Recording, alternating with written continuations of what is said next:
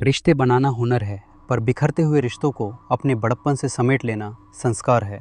आइए जानते हैं उस बेटी की कहानी जिसने अपने स्वाभिमान की आग में घर को जलने नहीं दिया, बल्कि उसे अपनी क्षमा से रोशन कर दिया। रियासतदार छोटी सिंह के आंगन में जब आनंदी चहकती थी तो ऐसा लगता था मानो ऐश्वर्य उसके चरणों की धूल हो। 7 भाइयों के बीच इकलौती लाडली, जिसके लिए हाथी घोड़े, नौकर चाकर और सुख सुविधाएं सांस लेने जितनी सहज थीं। वह एक ऐसे बड़े घर की बेटी थी जहां दरिद्रता की परछाई तक न थी, लेकिन नियति उसे एक ऐसे मोड़ पर ले आई जहां जीवन का फलसफा पूरी तरह बदलने वाला था। उसका विवाह श्री कंठ सिंह से हुआ, एक ऐसा युवक जो बीए की डिग्री और पाश्चात्य शिक्षा के बावजूद अपनी जड़ों, अपनी संस्कृति और संयुक्त परिवार की मर्यादा को प्राणों से प्यारा मानता था। जब आनंदी पहली बार अपने ससुराल की दहलीज पर खड़ी हुई तो उसके सामने वैभव का महल नहीं, बल्कि एक साधारण सा ग्रामीण मकान था। यहाँ हाथी की जगह द्वार पर खूंटे से बंधी गायें थीं, मखमली कालीनों की जगह गोबर से लेपा हुआ कच्चा आंगन था और 56 भोग की जगह चूल्हे की धीमी आंच पर पकती सादी दाल रोटी थी। कोई और लड़की होती तो शायद इस बदलाव को अपनी बदकिस्मती समझकर कोड़ती, लेकिन आनंदी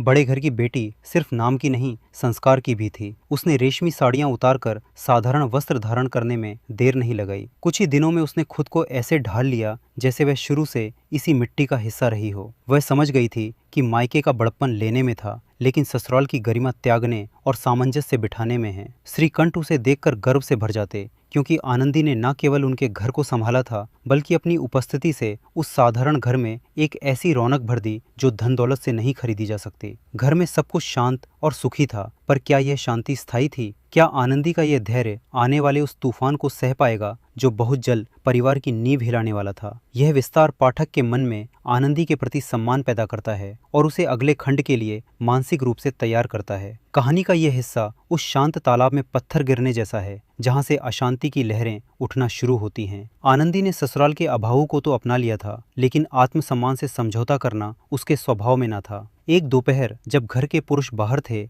लाल बिहारी सिंह, श्रीकंठ का छोटा भाई, शिकार से लौटा। उसके साथ 2 गौरैये थे जिन्हें पकाने के लिए उसने आनंदी से कहा। रसोई में काम करते हुए आनंदी ने देखा कि बर्तन में पाव भर घी बचा है। उसने सारा घी मांस पकाने में डाल दिया। जब लाल बिहारी खाने बैठा और दाल में घी ना पाया तो वह बिफर पड़ा। लाल बिहारी का कटाक्ष, इतना घी क्या तुमने अपने मायके से मंगवाया है जो इस तरह उड़ा दिया? आनंदी का पलटवार। आनंदी जो अपने पिता के ऐश्वर्य की अभ्यस्त थी, यह ताना बर्दाश्त न कर सकी। उसने सहज भाव से कह दिया, वहां तो इतना घी नाली में बह जाता है। यह तुलना लाल बिहारी के अहंकार को चुभ गई। उसे लगा कि एक स्त्री उसके परिवार की आर्थिक स्थिति का मजाक उड़ा रही है। आवेश में आकर उसने अपनी मर्यादा खो दी और चिल्लाया, जी चाहता है तुम्हारी जीभ खींच लूं। इतना ही नहीं, उसने अपनी खड़ाऊं उठाकर आनंदी की तरफ दे मारी। आनंदी ने हाथ से अपना बचाव तो कर लिया, लेकिन उस लकड़ी की चोट से ज्यादा गहरा घाव उसके स्वाभिमान पर लगा। वह रोती हुई अपने कमरे में चली गई। एक ऐसी बेटी जिसके घर में नौकर भी ऊंची आवाज में बात नहीं करते थे, आज अपने ही देवर के हाथों अपमानित हुई थी। अब घर की हवा बदल चुकी थी। आनंदी के आंसू सिर्फ दुख के नहीं, बल्कि उस न्याय की प्रतीक्षा के थे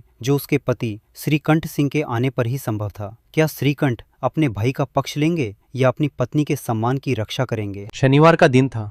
श्रीकंठ सिंह, जो सप्ताह भर शहर में रहकर काम करते थे, घर लौटे। आमतौर पर उनके आगमन पर घर में उल्लास का वातावरण होता था, लेकिन आज सन्नाटा पसरा था। आनंदी का उतरा हुआ चेहरा और लाल बिहारी की अपराधी सी चुप्पी ने हवा में भारीपन भर दिया था। जब एकांत मिला तो आनंदी के सब्र का बांध टूट गया। उसने सिसकते हुए श्रीकंठ को सारी आप बीती सुनाई। कैसे एक मामूली सी बात पर लाल बिहारी ने न केवल उसके मायके का अपमान किया, बल्कि उस पर हाथ उठाने की जुर्रत भी की। श्रीकंठ सिंह संयुक्त परिवार के कट्टर समर्थक थे। वे अक्सर गांव के अन्य लोगों को मिलजुल कर रहने की सलाह देते थे, लेकिन आज प्रश्न उनके अपने सिद्धांतों और अपनी पत्नी के सम्मान के बीच था। उन्हें अपनी आंखों के सामने वह आदर्श बिखरता हुआ दिखा जिसकी वे वकालत करते थे। पिता से संवाद। अगले दिन सुबह श्रीकंठ ने अपने पिता बेनी माधव सिंह से स्पष्ट शब्दों में कह दिया, अब मेरा इस घर में निर्वाह नहीं हो सकता। बेनी माधव सिंह का तर्क। बूढ़े पिता ने मामले को दबाने की कोशिश की। उन्होंने लाल बिहारी की गलती को लड़कपन बताया और श्रीकंठ को समझाने का प्रयास किया कि स्त्रियों के पीछे भाइयों में अनबन नहीं होनी चाहिए। अटल निर्णय। श्रीकंठ का हृदय आज तर्क से ऊपर उठ चुका था। उन्होंने 2 टूक जवाब दिया। जिस भाई को अपनी भाभी का सम्मान करना नहीं आता, उसके साथ एक छत के नीचे रहना मेरे लिए संभव नहीं। मैं लाल बिहारी का खून नहीं चाहता, पर अब उससे कोई संबंध भी नहीं रखना चाहता।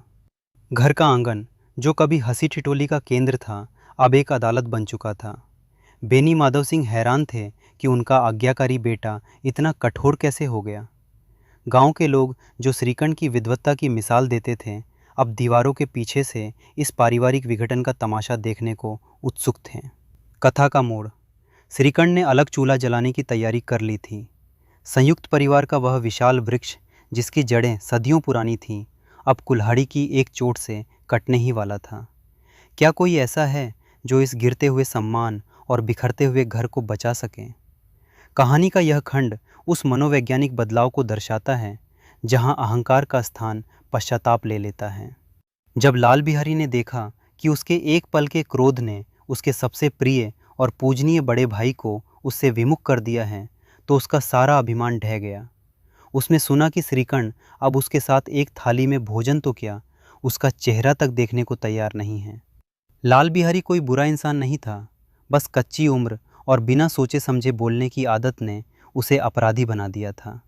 उसे अपनी भाभी की बातें याद आने लगी, वही भाभी जिसने उसे हमेशा छोटे भाई नहीं बल्कि बेटे की तरह स्नेह दिया था। ग्लानि का बोझ।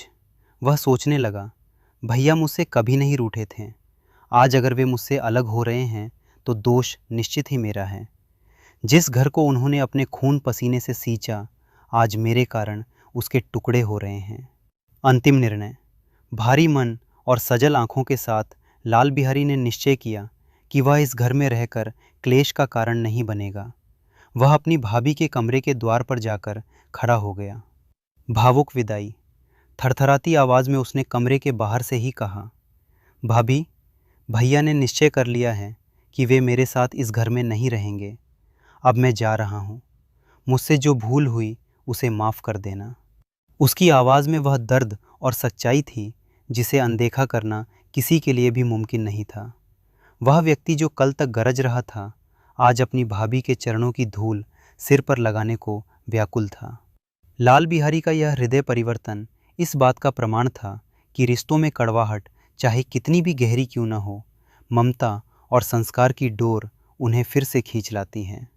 कहानी का यह अंतिम खंड प्रेमचंद की उस महान दृष्टि को समर्पित है जहाँ क्षमा हर प्रतिशोध से बड़ी सिद्ध होती है। लाल बिहारी के शब्द, मुझसे जो भूल हुई उसे माफ़ कर देना, आनंदी के कानों में किसी मंत्र की तरह गूंज गए। एक पल के लिए उसका मन उस अपमान को याद कर कड़ा हुआ, लेकिन अगले ही पल उसके भीतर की स्त्री और बड़े घर के संस्कार जाग उठे। उसे लगा कि यदि आज उसने लाल बिहारी को नहीं रोका तो यह घर हमेशा के लिए बिखर जाएगा। दया और मिलन का क्षण। आनंदी कमरे से बाहर निकल आई। उसकी आंखों में अब क्रोध नहीं बल्कि आंसू थे। उसने देखा कि लाल